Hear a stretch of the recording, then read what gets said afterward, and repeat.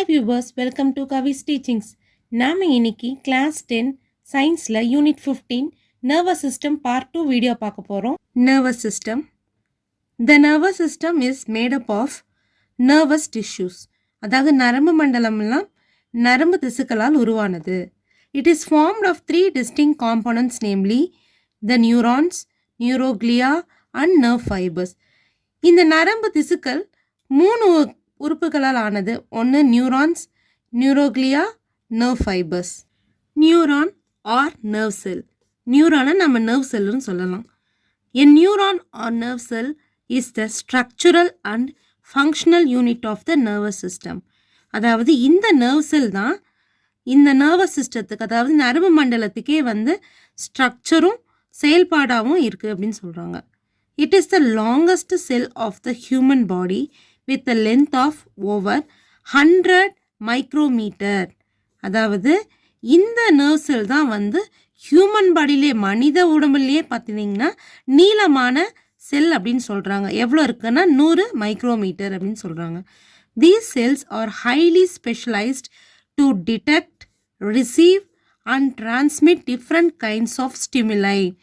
இந்த செல்ஸ்லாம் எப்படி இருக்குன்னா ரொம்ப ஸ்பெஷலைஸ்டாக இருக்குது. எதில் ஸ்பெஷலைஸ்ட்னா டிடெக்ட் பண்ணுறதுல, கண்டுபிடிக்கிறதுல, ரிசீவ் பண்ணுறதுல, அப்புறம் இன்னும் டிரான்ஸ்மிட்னா கடத்துறது. நம்ம தூண்டல்களை கண்டுபிடிச்சி ரிசீவ் பண்ணி அதை கடத்துறதுல இந்த செல்ஸ்கள்லாம் ரொம்ப ஸ்பெஷலைஸ்டாக இருக்குது. Information is conducted through neurons in the form of electrical impulses from one part of the body to another.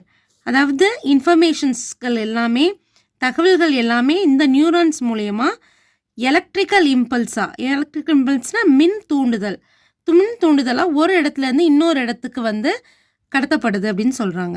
ரெண்டாவதா neuroglia. Neuroglia are also called as glial cells. நியூரோக்ளியாவுக்கு இன்னொரு பெயர் glial cells. They are non எக்ஸைட்டிங்னா உற்சாகமற்ற, supporting cell of the nervous system. Nervous சிஸ்டத்தில் இது உற்சாகமற்ற செல்லாக இருக்குது. They do not initiate or conduct nerve impulses. அவங்க இந்த நியூரோக்ளியா எந்த ஒரு நர்வ் இம்பல்ஸையும், அதாவது மின் தூண்டுகளையும் இனிஷியேட்டும் பண்ணாது, அதை தொடங்கவும் செய்யாது, கடத்தவும் செய்யாது அப்படின்னு சொல்கிறாங்க. மூணாவதா நர்வ் ஃபைபர்ஸ்.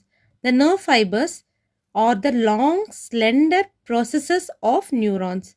இந்த நர்வ் ஃபைபர்ஸ் நியூரான்லேருந்து உருவாகிற ஒரு மெல்லிய நீளமான ப்ரொஜெக்ஷன்ஸ் அப்படின்னு சொல்கிறாங்க. அதாவது வளர்ச்சி. A number of nerve fibers are bundled up together to form nerves. இந்த நர்வ் ஃபைபர்ஸ்லாம் ஒன்று சேர்ந்து, பண்டில்டுனா ஒரு கத்தையாக சேர்ந்து தான் நர்வ்ஸாக உருவாகுது, நரம்புவாக உருவாகுது அப்படின்னு சொல்கிறாங்க. அடுத்தது structure of neuron. A neuron typically consists of 3 basic parts: cyton, dendrites and axon. ஒரு நியூரான் 3 பேசிக் உறுப்புகளை கொண்டதுங்கிறாங்க. ஒன்று cyton, dendrites and axon. First நம்ம இதில் பார்க்க போகிறது cyton. Cyton is also called the cell body or perikaryon. சைட்டானுக்கு நம்ம செல் பாடின்னு சொல்லலாம், பெரிகாரியான்னு சொல்லலாம்.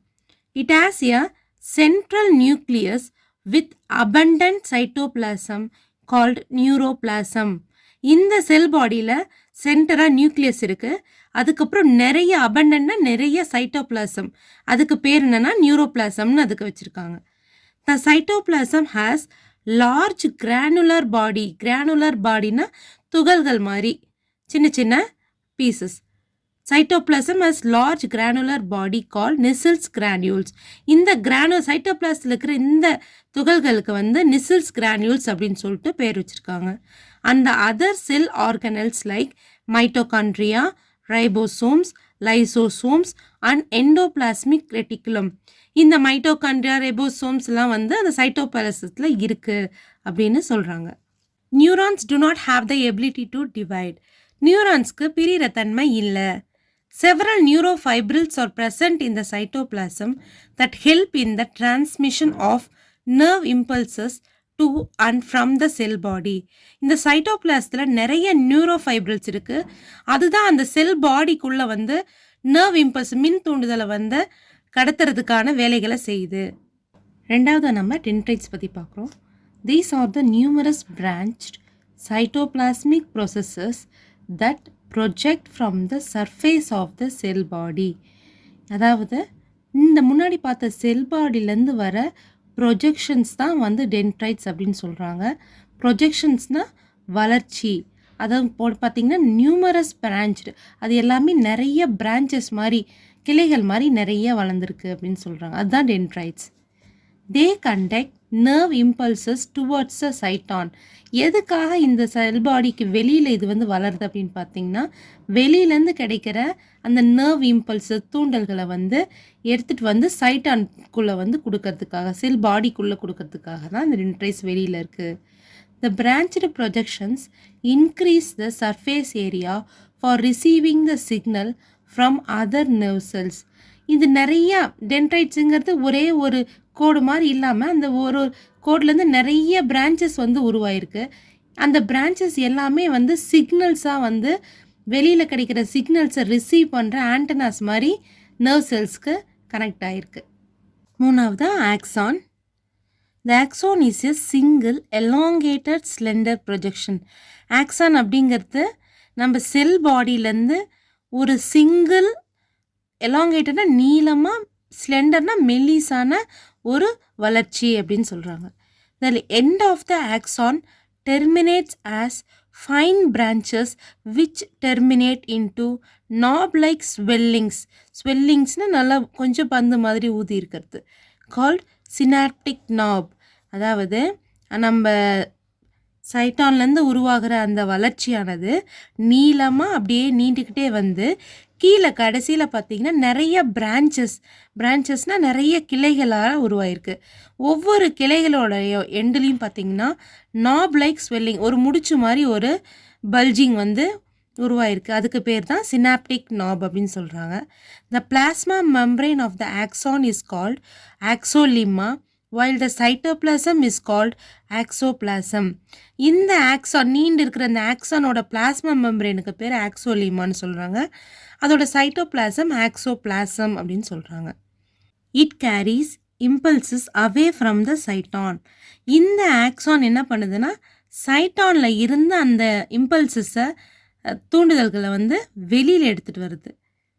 இந்த axon may be covered by a protective sheath called myelin sheath, which is further covered by a layer of Schwann cells called neurilemma. இந்த action நேராக ஒரு கோடு மாதிரி லென்த்தாக வந்துட்டு இருக்கும்போது அதை கவர் பண்ணுற லேயர் தான் பார்த்திங்கன்னா, பாதுகாப்பான உரை பார்த்திங்கன்னா மைலின் ஷீத் அப்படிங்கிற ப்ரொடெக்டிவ் ஷீத். ப்ரொடெக்டிவ்னால் வந்து பாதுகாப்பு உரைக்கு பேர் மைலின் ஷீத். அது இந்த மைலின் ஷீத் மேலும் இன்னொரு லேயரில் பாதுகாப்பாக க்ளோஸ் பண்ணப்பட்டிருக்கு. அது என்னென்னா Schwann செல்ஸால் மேடு ஆன நியூரிலிமா அப்படிங்கிற layer. The myelin sheath breaks at intervals by a depression called nodes of Ranvier. இந்த ஆக்சானை கவர் ஆகிட்டு வர மைலின் ஷீத் என்ன பண்ணுதுங்கன்னா அங்கங்கே ஒரு குழி மாதிரி, டிப்ரெஷன்னா ஒரு குழி மாதிரி ஆகிட்டு மறுபடியும் பல்ஜ் ஆகிட்டு அப்படியே வந்து மறுபடியும் குழி மாதிரி ஆகிட்டு இந்த லேயர் வெளியில் வந்து அந்த மாதிரி உருவாயிருக்கு. அந்த குழி மாதிரி இருக்கிற அந்த இது பார்த்திங்கன்னா நோட்ஸ் ஆஃப் ரென்வீர் அப்படின்னு சொல்கிறாங்க. The region between the nodes is called as internode. ஒரு குழிக்கும் இன்னொரு குழிக்கும் இருக்கிற அந்த நடுவில் இருக்கிற அந்த மைலின் ஷீத்தை வந்து இன்டர்னோட் அப்படின்னு சொல்கிறாங்க. Myelin sheath acts as insulator and ensures rapid transmission of nerve impulses. இந்த மைலின் ஷீத் எதுக்காக ஆக்சான கவர் ஆகிருக்குன்னா அது ஒரு இன்சுலேட்டராக வந்து ஆக்ட் பண்ணுது. வர இம்பல்ஸ், அதாவது மின் தூண்டல்கள் வந்து எங்கேயும் சிதறாமல் நேராக அடுத்த இடத்துக்கு போகிறதுக்காக இன்சுலேட்டராக வந்து அது செயல்படுது. அது மட்டும் இல்லாமல் ரேபிட் டிரான்ஸ்மிஷன், ஸ்பீடாக வந்து கடத்துறதுக்காகவும் அந்த மைலின் ஷீத் வந்து ஆக்ட் பண்ணுது. Synapse. A junction between synaptic knob of axon of one neuron and dendron of next neuron is called synaptic junction. அதாவது ஒரு நியூரானில் வர ஆக்சான் லாஸ்ட்டில் வந்து பிரான்ச்சஸ் மாதிரி ஆகிட்டுருக்கும் இல்லைங்களா, அந்த பிரான்ச்சஸோட எண்டில் நாப் மாதிரி முடிச்சு மாதிரி ஒரு இது இருக்குன்னு சொன்னோம் இல்லைங்களா, ஒவ்வொரு அந்த பிரான்ச்லேயும் அந்த முடிச்சு, அந்த நாப் ஆஃப் ஆக்சானும் இன்னொரு நியூரான் அதுக்கு பக்கத்துல வேற ஒரு நியூரான்ல இருக்கிற டென்ட்ரைட்ஸ் இருக்கு இல்லைங்களா? அந்த டென்ட்ரைட்ஸும் ஒண்ணு சேர்ற இடம் தான் வந்து சினாப்டிக் ஜங்ஷன் அப்படின்னு சொல்றாங்க. Information from one neuron can pass to another neuron through these junctions with the release of chemicals known as neurotransmitters from the synaptic knob. அதாவது ஒரு நியூரான்லேருந்து இன்னொரு நியூரானுக்கு இப்படி தான் இன்ஃபர்மேஷன் பாஸ் ஆகுது. அந்த ஆக்சானில் இருக்கிற லாஸ்டில் இருக்கிற அந்த நாப் ஆஃப் ஆக்சான் இருக்குங்களா, அந்த இடத்துலேருந்து இன்னொரு நியூரானோட டென்ட்ரைட்ஸ் முடி மாதிரி மேலே இருக்கு இல்லைங்களா, அந்த டென்ட்ரைட்ஸும் கனெக்ட் ஆகிற இடத்து தான் சினாப்டிக் ஜங்ஷனுங்கிறாங்க. இதன் மூலயமா தான் வந்து ஒரு நியூரான்லேருந்து இன்னொரு நியூரானுக்கு அந்த இன்ஃபர்மேஷனான பாஸ் ஆகுது. அது ஒரு கெமிக்கல் மூலயமா பாஸ் ஆகுது. அந்த கெமிக்கலுக்கு என்ன பேருன்னா நியூரோ டிரான்ஸ்மிட்டர்ஸ் அப்படின்னு வந்து சொல்கிறாங்க. இந்த வீடியோ உங்களுக்கு பிடிச்சிருந்தா மறக்காமல் லைக் பண்ணுங்கள், ஷேர் பண்ணுங்கள், சப்ஸ்கிரைப் பண்ணுங்கள் சேனலை. பார்ட் 3 வீடியோவோட லிங்க் டிஸ்கிரிப்ஷனில் கொடுத்துருக்கேன், மறக்காமல் பாருங்கள். தேங்க்யூ.